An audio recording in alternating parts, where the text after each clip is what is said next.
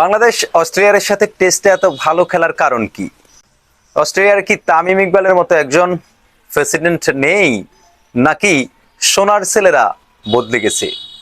দেখেন, আমরা একটা সময় দেখতাম বাংলাদেশের সোনার ছেলেদের অস্ট্রেলিয়া, ইংল্যান্ড, নিউজিল্যান্ড, যেমন শ্রীলঙ্কার কুমার সাঙ্গাকারাদেরকে আউট করতে 2-3 দিন চলে যেত, বাট তাদেরকে পুরোপুরি 10 উইকেট আউট করতে পারতো না।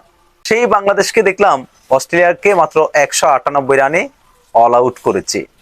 সেকেন্ড ম্যাচ অস্ট্রেলিয়ার, তাদের সাথে অত্যন্ত চমৎকার বোলিং করেছে হাসান মাহমুদ। প্রথম ওভারে তিনি উইকেট তুলে নিয়েছেন। প্রথম ম্যাচে 53 রান দিয়ে 6টি উইকেট নিয়েছেন। নেক্সট আমরা দেখেছি তিনি অত্যন্ত চমৎকার ব্যাটিং করেছেন, মানে এত ভালো ব্যাটিং করেছেন যেটা হয়তো প্রফেশনাল যারা ব্যাটসম্যান বাংলাদেশের তারাও কিন্তু এত ভালো পারফর্ম করতে পারে না। কেন? টেস্টের মতো একটা খেলাতে যেখানে বল খাওয়া দরকার, রান যা হোক না কেন অন্ততপক্ষে সময়টা পার করতে হবে। প্রত্যেকটা সেক্টরে যদি স্বার্থের ঊর্ধ্বে যদি যারা মেধাবী আছে, যে যেটার জন্য যোগ্য তাকে সেখানে বসানো হয়, তার জায়গাটা সেখানে করা হয়, হয়তো ভালো একটা ফিডব্যাক আসে।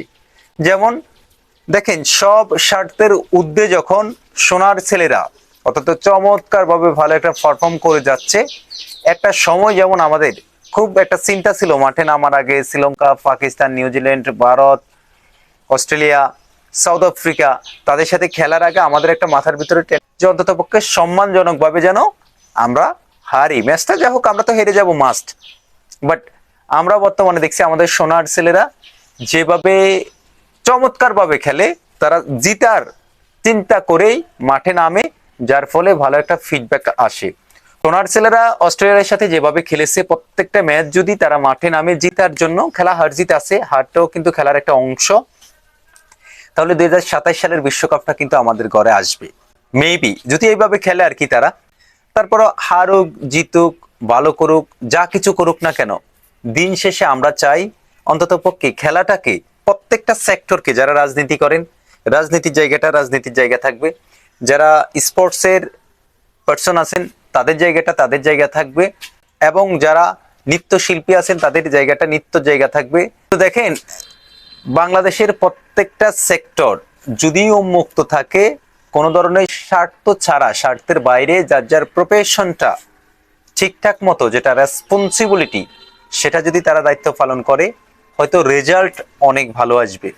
আমরা অত্যন্ত হ্যাপি।